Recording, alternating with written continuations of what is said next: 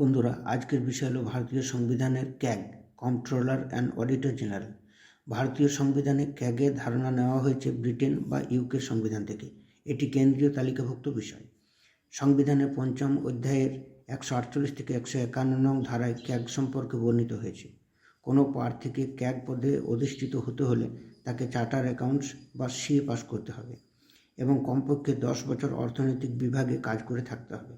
CAG পদপ্রার্থীকে নিয়োগ করেন রাষ্ট্রপতি। সংসদ বা পার্লামেন্টের ২/৩ অংশের প্রার্থীর অনাস্থা প্রস্তাবে ক্যাগকে পদচ্যুত করা যায়। ক্যাগকে ওয়াচডগ অব পাবলিক ফিনান্স বলা হয়। ক্যাগের বেতন মাসিক ২.৫ লক্ষ টাকা। বেতন ঠিক করেন সংসদ ও বেতন দেওয়া হয় ভারতের সঞ্চিত তহবিল থেকে, কনসোলিডেটেড ফান্ড অফ ইন্ডিয়া থেকে। ক্যাগ তার পদত্যাগপত্র জমা দেন রাষ্ট্রপতির কাছে। ক্যাগের প্রধান কাজ হলো আয় ব্যয়ের হিসাব নিকাশ করা। ক্যাগ তার বার্ষিক সমীক্ষা জমা করেন রাষ্ট্রপতির কাছে। ক্যাগ সুপ্রিম কোর্টের বিচারপতিদের মতো ক্ষমতা ভোগ করেন। স্বাধীন ভারতের প্রথম ক্যাগ ছিলেন ভি নরহরি রায়, ১৯৪৮ থেকে ১৯৫৪ সাল পর্যন্ত। ক্যাগের কার্যকালের মেয়াদ ৬ বছর এবং অবসর গ্রহণের বয়স ৬৫ বছর।